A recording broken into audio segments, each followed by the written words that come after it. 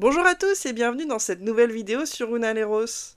Aujourd'hui on va plonger directement dans l'univers et je vais vous présenter les 4 personnages que vous allez suivre tout au long de nos sessions de jeu, ou du moins ceux du scénario que nous faisons actuellement.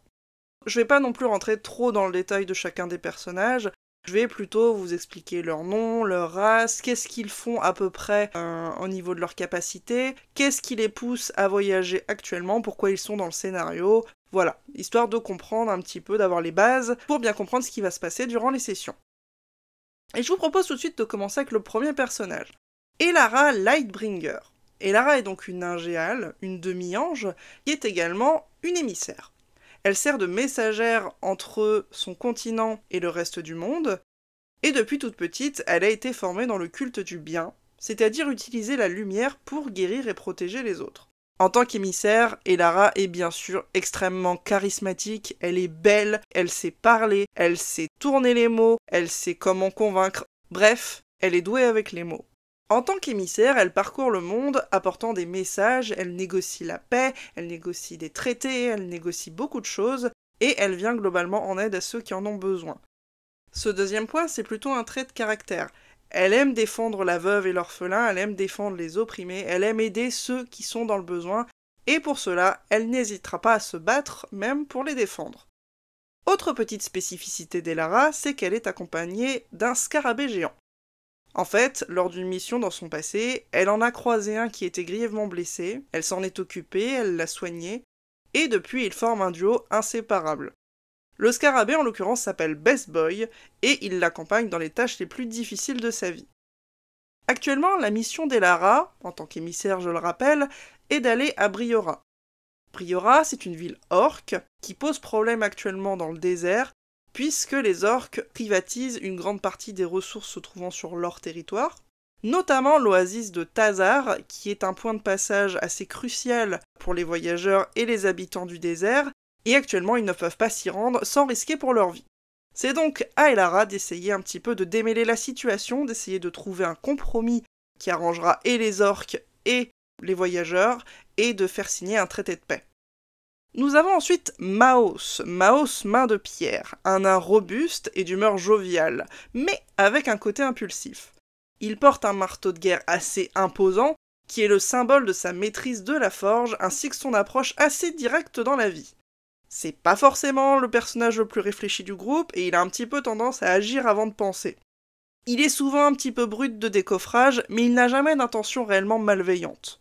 Maos, comme je l'ai dit, est un forgeron, mais un forgeron itinérant. Il est toujours prêt à offrir son aide aux villageois qu'il rencontre, même si parfois son aide se fait à grands coups de marteau.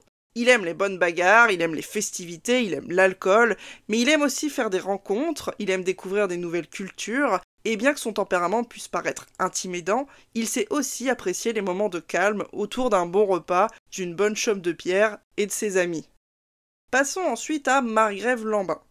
Margrave, c'est un demi-elfe qui a passé toute sa vie dans une ferme, à travailler dans celle-ci avec son père et sa famille. Depuis la mort de son père, Margrave a toujours eu à cœur de ne pas laisser le nom de sa famille sombrer dans l'oubli. Il a grandi en écoutant les récits de bardes et de troubadours qui lui ont donné des rêves d'aventure ainsi qu'un apprentissage de la magie musicale. Après plusieurs années à travailler la terre, Margrave a fini par quitter son foyer, avec pour but de devenir un aventurier, un héros même, dont le nom serait chanté à travers tout le continent. Il a forgé son expérience en parcourant le pays, protégé d'une armure lourde et armé de sa hallebarde.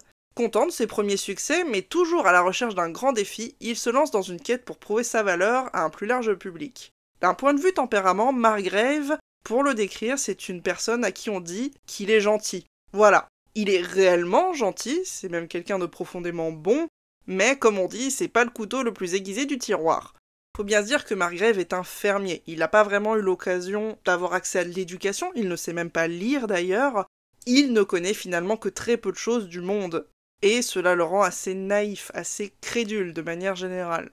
On peut cependant noter que Margrave est quelqu'un d'extrêmement beau, d'extrêmement charismatique, malgré son manque flagrant de culture. Et pour terminer, nous avons Riotas et Faustos, aussi appelé Abadakor ou juste Abadak pour les intimes. Abadak, c'est un draconide qui manie la magie de foudre et la magie d'eau. Le passé d'Abadak est assez complexe, et tout au moins aussi orageux que sa magie. Il a abandonné son vrai nom après avoir anéanti sa propre famille dans un accès de rage et de puissance incontrôlée. Contraint à l'exil, du coup, il a croisé la route d'un nomade qui a fini par devenir son mentor. Celui-ci lui a permis de perfectionner son maniement de la foudre, et il lui a également transmis son amour pour les livres, pour la lecture. C'est ainsi qu'Abadakor est devenu un aventurier itinérant et bibliophage. Il lit vraiment tout ce qui lui tombe sous la main. Mais ce n'est pas pour autant qu'il reste enfermé dans une bibliothèque toute la journée. Non, il a soif d'aventure, il a soif de découverte du monde, il a soif de savoir. C'est donc armé d'une lame et de la magie au bout de ses doigts qu'il part à l'aventure. Et après quelques années à barouder à droite à gauche, Abadak va faire la rencontre d'une elfe. Ces derniers vont se rapprocher, mais la soif d'aventure d'Abadakor sera plus forte. Il va donc promettre à sa douce de revenir, mais va reprendre de nouveau la route. Et cette route va justement le conduire jusqu'au désert. Et voilà pour notre fine équipe. Des destins croisés, des caractères bien trempés et une aventure qui promet d'être haute en couleurs. Vous les retrouverez dans les prochaines vidéos qui retranscrivent nos sessions de jeu. Merci encore d'avoir regardé et moi je vous dis à la prochaine. Bye tout le monde!